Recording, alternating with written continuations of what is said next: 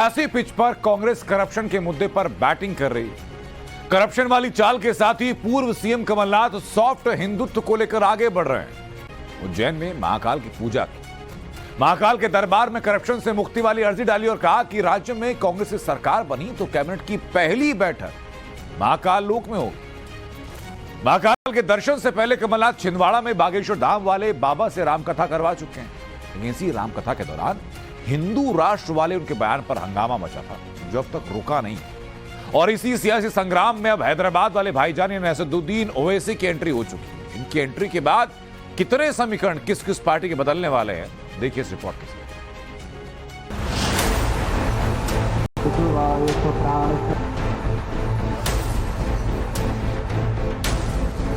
क्या हम तो पाकिस्तान भी हिंदू राष्ट्र बनवाएंगे। सिद्धांत और ध्येय यही है कि भारत में अब रहना होगा तो केवल सीताराम कहना होगा। तो हम सब भारत में रहने वाले लोगों को भारत को विश्व गुरु राम राष्ट्र बनाने के लिए सनातनियों की एकता के लिए एक होना पड़ेगा। हम भारतीय हैं और सनातन हिंदू राष्ट्र हमारा है। मध्य प्रदेश के छिंदवाड़ा में बागेश्वर वाले बाबा धीरेन्द्र शास्त्री की रामकथा कब की खत्म हो गई, लेकिन नहीं खत्म हुई तो बाबा के हिंदू राष्ट्र की हुंकार पर जारी सियासी महाभारत, जिसके टारगेट पर हैं मध्य प्रदेश कांग्रेस के सीनियर नेता कमलनाथ। और कमलनाथ पर इस बार हमला बोला AIMIM के प्रवक्ता आसिम वकार ने। फौरन से पेशतर कमलनाथ पर कार्रवाई कीजिए, अपनी सफाई दीजिए कि कांग्रेस का एजेंडा क्या है। क्या कांग्रेस हिंदू राज बनाने के समर्थन में है? क्या कांग्रेस भी मुसलमानों के मकानों में बुलडोजर चलाने के समर्थन में है? और अगर नहीं तो कमलनाथ ने छिंदवाड़ा में धीरेन्द्र शास्त्री का समर्थन क्यों किया? मध्य प्रदेश में शिवराज सिंह सरकार पर 50% कमीशन का आरोप लगाने के बाद कमलनाथ पहले से बीजेपी के निशाने पर हैं। बीजेपी ने कमलनाथ और प्रियंका पर मध्य प्रदेश में अलग अलग जगहों पर 41 मुकदमे दर्ज कराए। तो पलटवार में कांग्रेसी कार्यकर्ता भी सड़कों पर उतर आए। बीजेपी और कांग्रेस एक दूसरे से लोहा ले ही रहे थे।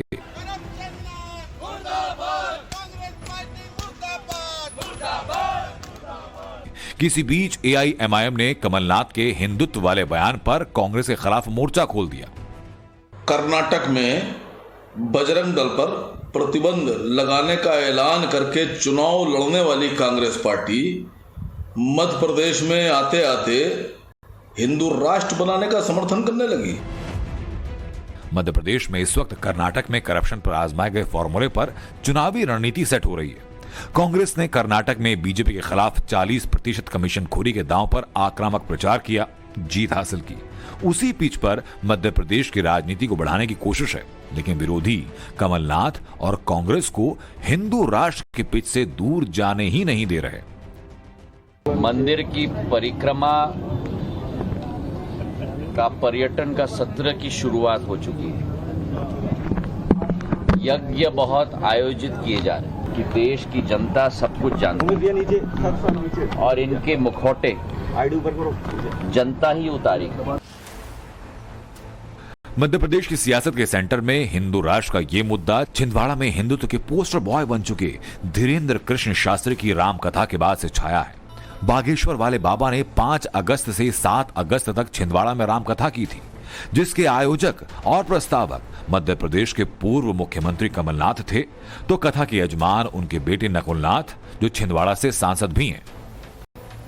इस रामकथा के दौरान कमलनाथ ने अपने परिवार के साथ बाबा बागेश्वर का बड़ी धूमधाम से स्वागत किया, मंच पर बाबा की आरती उतारी और 3 दिनों तक बाबा बागेश्वर से रामकथा सुनी।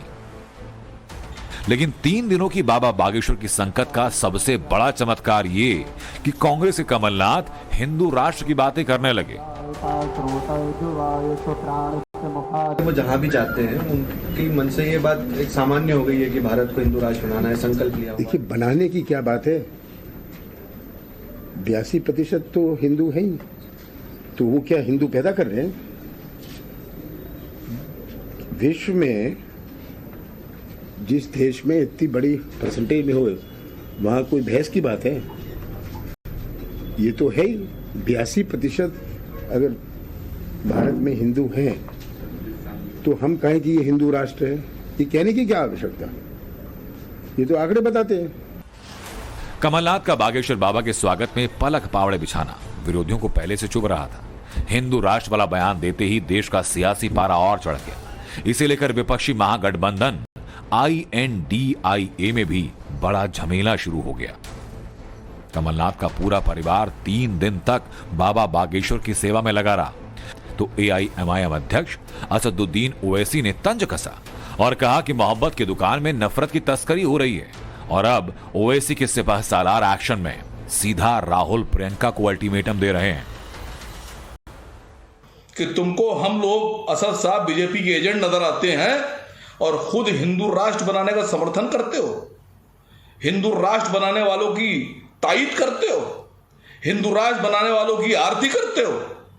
और अगर इमरान प्रतापगढ़ी भाग गए और उन्होंने मुसलमानों के समर्थन में मेरी बात का जवाब नहीं दिया और मेरे साथ नहीं खड़े हुए तो मैं उसके बाद राहुल गांधी जी से उनके घर में जाकर मुलाकात करूंगा, चाहे मुझे सड़क पर बैठना पड़े, चाहे मुझे सड़क पर लेटना पड़े, लेकिन इस बात का जवाब देना होगा कांग्रेस पार्टी को। सवाल तो पहले से उठाए जा रहे थे कि कमलनाथ हिंदू राष्ट्र की वकालत करने वाले धीरेंद्र शास्त्री के चरणों में क्यों गिर पड़े, बागेश्वर वाले बाबा की आरती क्यों उतारी।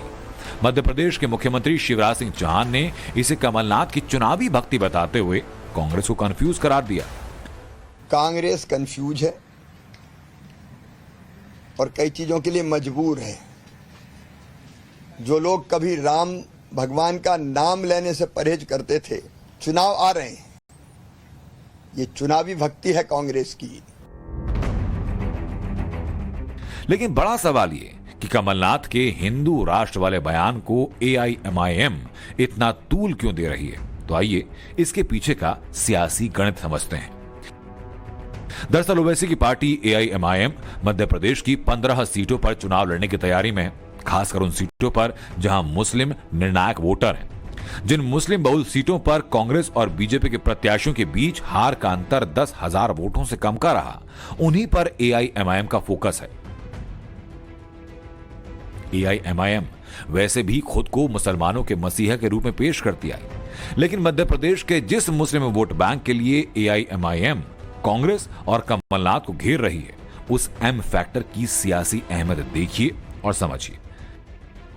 मध्य प्रदेश में हिंदू आबादी 90%, मुस्लिम आबादी 7%। पिछले विधानसभा चुनाव में कांग्रेस को 35% हिंदू वोट मिले तो वहीं 70% मुस्लिम वोट। 2018 के चुनाव में कांग्रेस को 114 सीटें मिली जबकि बीजेपी को 109 सीटें। AIMIM चाहती है कि कमलनाथ के हिंदुत्व वाले बयान को तूल देकर मध्य प्रदेश में कांग्रेस के कोर वोटर रहे मुसलमानों को अपने पाले में किया जाए। कमलनाथ भी चाहते थे कि राज्य में जीत का मार्जिन बढ़ाने के लिए हिंदू वोट साधना जरूरी है, इसीलिए वो बाबा बागेश्वर की शरण में पहुंचे। लेकिन जैसे ही मुस्लिम वोटर के नाराज होने का खतरा लगा तो तुरंत पलट गए। कोई लाया खुद अपना कार्यक्रम बनाया, उनकी इच्छा थी कि वो आए। मैंने जब पढ़ा अखबारों में उनका कार्यक्रम बनाया, मैंने कहा स्वागत था, तो मेरे को लाने की आवश्यकता नहीं थी। अगर वो आए हैं तो छिंदवाड़ा की जनता उनको लाएगी। कमलनाथ ने भले ही सफाई दी, लेकिन कांग्रेस विरोधी लगातार कह रहे हैं कि मात्र 3 दिनों की कथा सुनकर कमलनाथ हिंदू राष्ट्र की बात करने लगे तो पूरी कांग्रेस का हृदय परिवर्तन भी हो सकता है। इसलिए सियासी नुकसान को रोकने के लिए दिग्विजय सिंह को कमलनाथ के बचाव में उतरना पड़ा। दिग्विजय सिंह ने ट्वीट किया और कहा, कमलनाथ जी का बयान बीजेपी तोड़ मरोड़ कर प्रचारित कर रही है।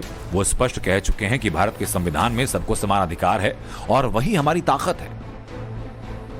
फिलहाल विरोधी कमलनाथ और उनकी पार्टी को मध्य प्रदेश के सियासी अखाड़े में हिंदू, हिंदुत्व और हिंदू राष्ट्र के मुद्दे पर घेरकर शिकस्त देने की फिराक में है, जबकि कमलनाथ करप्शन और कमीशन का मुद्दा फिक्स करने की कोशिश में हैं।